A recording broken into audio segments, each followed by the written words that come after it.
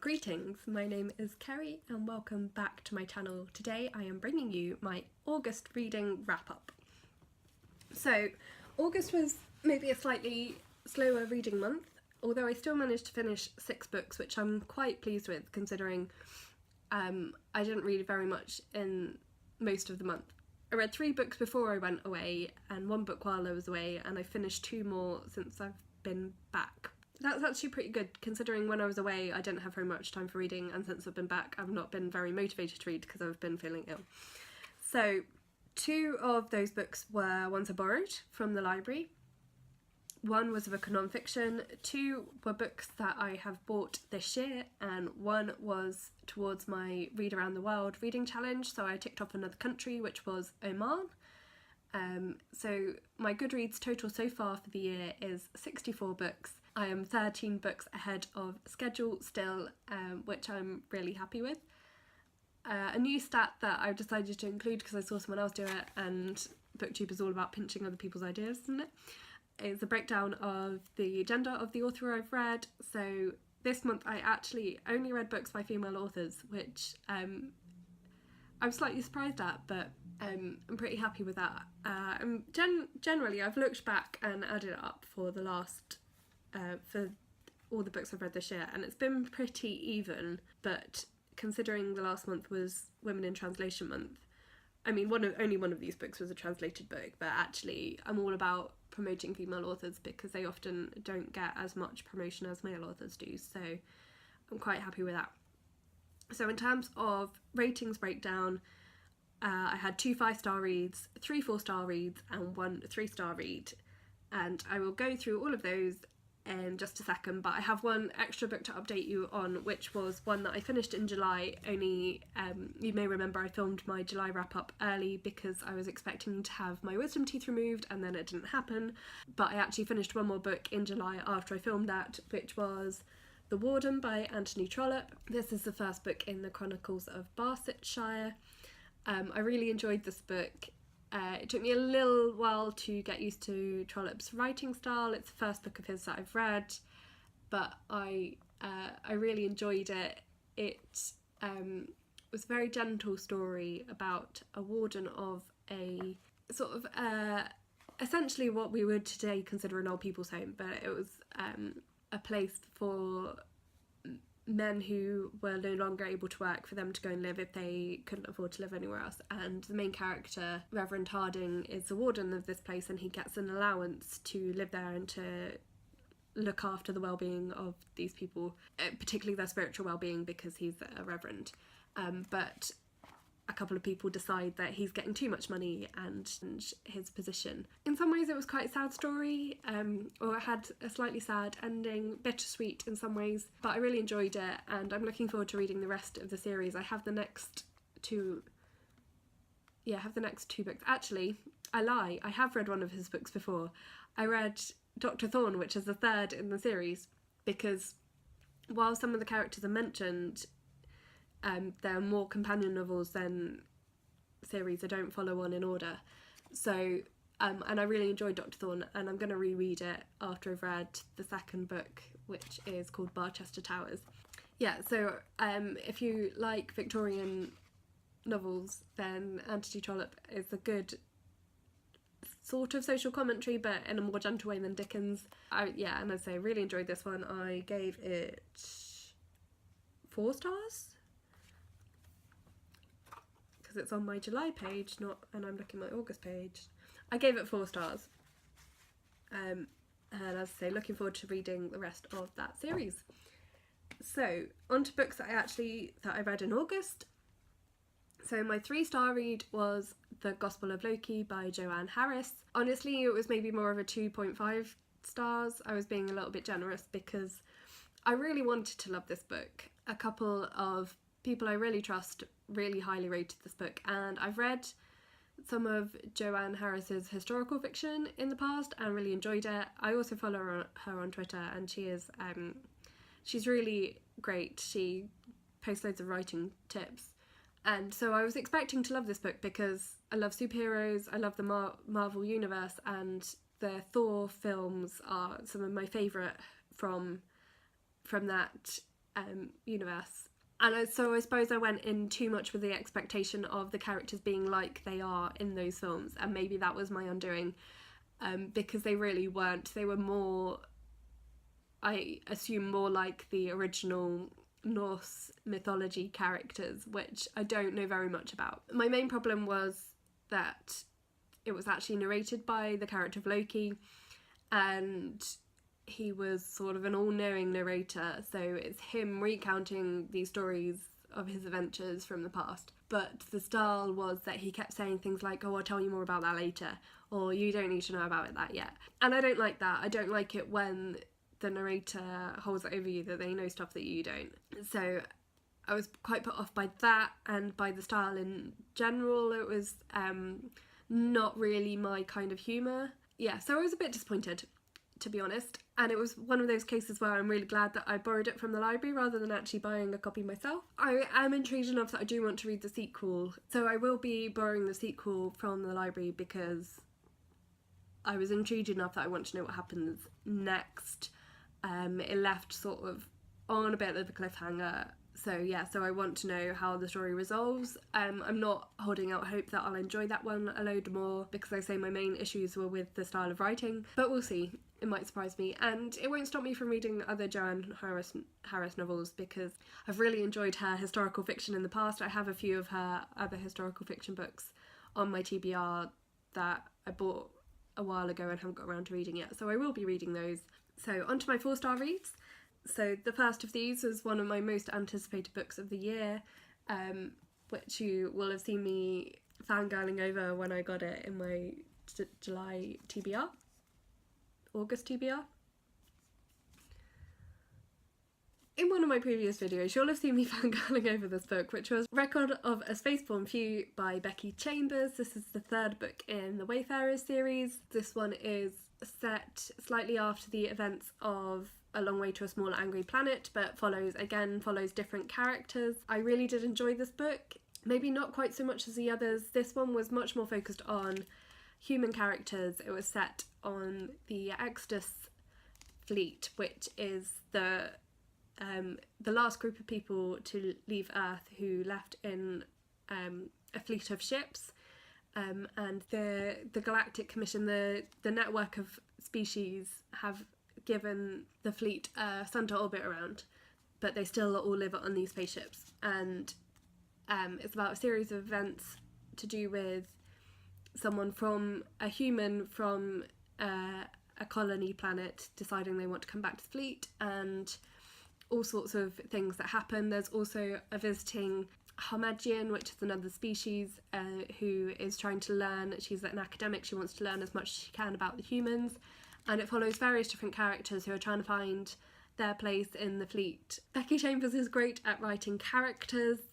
They are all very likeable. I've yet to come across one of her characters that I haven't wanted to know more about, which is excellent during the books, but is also a bit annoying because I still want to know what happened to the crew of the Wayfarer after the events of A Long Way to a Small Angry Planet, and they are vaguely mentioned in here because the captain of the Wayfarer is the sibling of one of the characters in this book, but I just want a follow-on novel. I want to know more about each of the characters, and actually my favourite book of the series so far was A Closed and Common Orbit, which is the second one, and I want to know more about those characters too. So Becky Chambers, if you should ever see this, please write more about the characters you've already created, as well as creating new characters, because your characters are all amazing and I just want to know more. So as I say, I really loved this book. And again, how beautiful is this cover? All of her covers end up being really, really beautiful. And Becky Chambers is definitely an author for me now. I will always want to read her books. So if you haven't checked out this series, A Long Way to a Small Angry Planet is the first one. Really, really worth picking up these books. The next book that I read this month was another 4-star read, and this was Wolf Hall by Hilary Mantel. This was a random book from my TBR that I picked. I used a random number generator to pick it, and I was really glad that it picked this one because I just read The Woman in the Shadows, which was about the wife of Thomas Cromwell, and this book is about Thomas Cromwell. Honestly, maybe would have been 3.5 stars, but I started reading this on the plane on the way to Ukraine and finished it up while I was there, and actually it was a bit heavy for what I needed while I was out there, so I lost track a little bit. So I was being a little bit generous in giving it 4 stars. I've actually just picked up the sequel from the library today, but I'm not sure I'm quite ready to read it yet. But it's right at the bottom of my library TBR pile, and I think there's going to be a third one at some point, who knows when. But yeah, there's really good insight into Tudor court, and from a different perspective than I've read before, and shed a lot more light on the whole Reformation, which is a subject that I found really fascinating. So yeah, so I'm really keen to read the next one at some point, and as I say, quite enjoyed it. It is quite hefty. I wasn't initially sure about the style because it's written in third person present tense, which is my least favourite, but it kind of worked. And there's actually an interview with Hilary Mantel at the back where she explains that she wrote it in that way to give it a more immediacy and make the story feel more alive, because sometimes when you're reading historical fiction and you know the outcome, it can feel very fixed and final and not very interesting. So that actually did work. It did make it come alive a bit more. So yeah, so that was Wolf Hall by Hilary Mantel. My final 4-star read of the month was one that I've been reading on and off the whole month. I've read sort of a chapter or two a day. It's called Dynamic Women of the Bible by Ruth A. Jokha. So this takes various different characters from the Bible chronologically and retells their story, and sort of tries to bring in a bit of modern examples of similar characters, or try and bring the stories a bit more up to date. So I really enjoyed this. It was a great insight into a lot of characters that don't get talked about a lot. There are a lot of brilliant female biblical characters that are often completely overlooked, and this covered most of them. There were a couple that were missed out that I was like, oh, it's a shame you missed that one out. And on a couple of them I disagreed with Ruth Jokha's interpretation of the story, particularly the story of Bathsheba. I think always Bathsheba gets a raw deal in that story. I read an article recently that described it as an ancient Me Too story, because for those of you that don't know, Bathsheba was the wife of a chap called Uriah the Hittite, and one day King David, the king of the Israelites, sees her bathing and starts an affair with her, and she gets pregnant and he has her husband killed so he can marry her. And I always felt that Bathsheba never really had any say in anything that happened to her. When the king of Israel orders you to the palace, you tend to go. So anyway, other than that, I really liked her writing style. I liked the way she tried to bring these stories to life and bring them up to date, and really just talk about a lot of characters that get overlooked. So if you are interested in female characters in the Bible, this is definitely a book for you. One thing that I didn't particularly like was the questions to think about at the end of each chapter. The book is designed so you can use it as like a group study book, but some of the questions are really silly, like, oh, if you could be trapped in a lift with one of these women, which would you be trapped in a lift with and why? But other than that, really good read, so do recommend that one. On to my 5-star reads before my voice fails. So my first 5-star read this month was a book called Eleanor, Oliphant is Completely Fine by Gail Honeyman. This was one I got from the library because I've heard really mixed things about this book. Some people that I really respect and trust really loved it, and a couple of people that I really respect and trust really hated it. So I nearly bought it a couple of times, but then I thought, no, I'll get it from the library just in case. And I ended up absolutely loving it. I mentioned earlier that I dislike all-knowing narrators, but one of my favourite tropes of all time is unreliable narrators. I love it when the narrator of the book is not completely clued up on their own situation, and then it turns out at the end there's been something that they've either not been telling you or not even been aware of themselves. And I've read some really good examples, and this to me was a really good example of this. There was a twist at the end that I'd kind of suspected, but to have it revealed I was like, oh, that was good. So this book is about Eleanor Oliphant, who has some disaster has happened in her past, and we're not really sure what it is for most of the book. And she is trying to get on with her day-to-day life. She thinks she's absolutely fine. She has a job that she enjoys, but she doesn't really get on with any of her colleagues. She seems to be on a different wavelength to everyone around her. And then a series of events start happening and start to break down her barriers a little bit. And she realises that actually things that she thinks are fine in her life are not fine. She starts to come to terms with the things that have happened in her past. And yeah, I absolutely love this book. Eleanor is a really endearing character, a bit frustrating at times, but just generally really likeable. And her interactions with other people were really fascinating. One of the criticisms I've heard of the book is to do with the way Eleanor is treated by her co-workers. To me, it came across as a sort of low-level office bullying, which did make me a bit uncomfortable. So if you're sensitive to that, then maybe don't read this. But that situation is resolved through the book.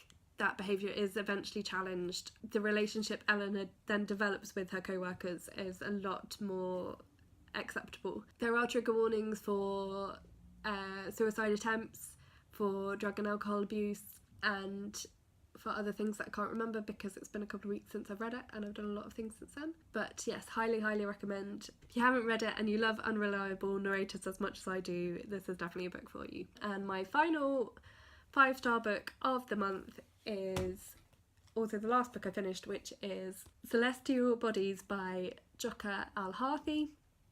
This was my Read Around the World book pick this month. This was set in and written by an author from Oman. It follows different generations of the same family and their lives and their loves. It kind of loosely centres around 3 sisters, Maya, Asma and Kola, who take very different attitudes towards their marriages, but it also looks at the previous generation, their parents, their grandparents, and also the parents or the families of the men that they marry. And it's very loosely structured, so it jumps about chronologically a lot, which, because I was reading it when I was ill, I found a little bit hard to follow in places.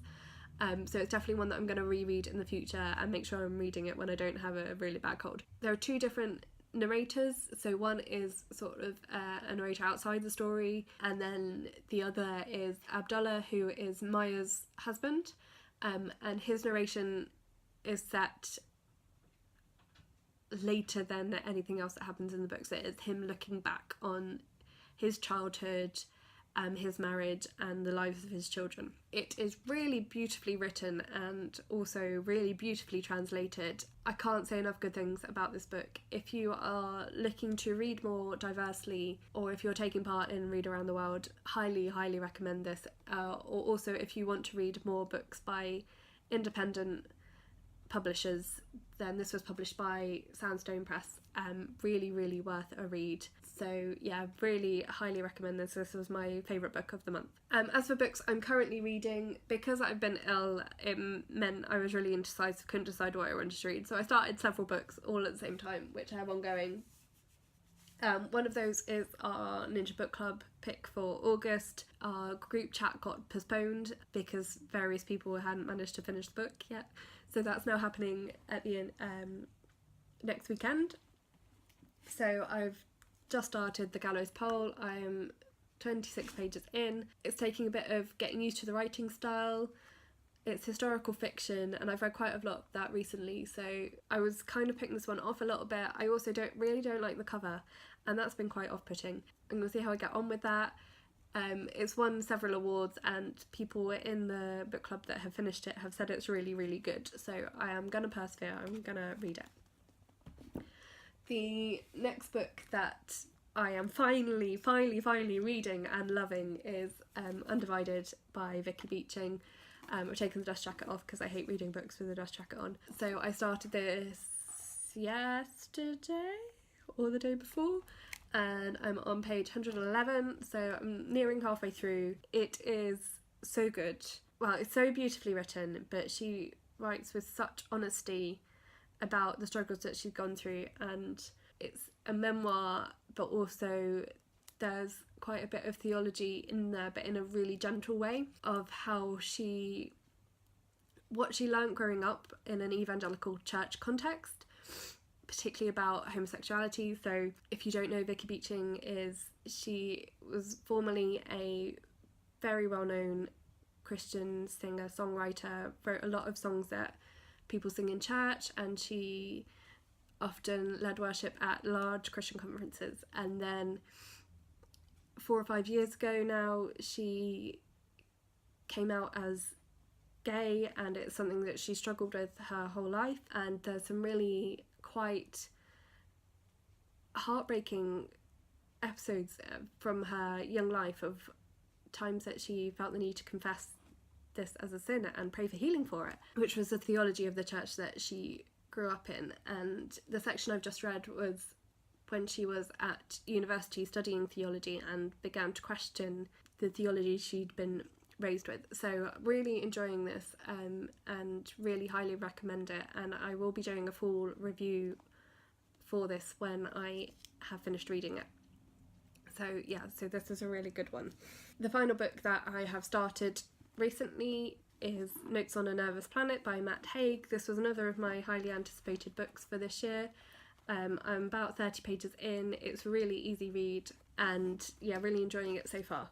So those are my currently readings. I'm not going to mention any books that I'm planning to read this month because I already filmed my TBR for the Tome Infinity and Beyond readathon, so I'll link that down below. That was enough planning for my reading for this month. I couldn't face planning anymore.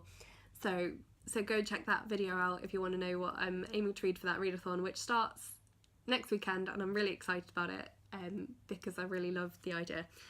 So that's all for this video. Thank you so much for watching. If you haven't already, please subscribe and like this video if you liked it, and comment down below if you've read any of these books or plan to read any of these books, and let me know what you thought of them. And I will talk to you again soon. Thanks for watching. Bye.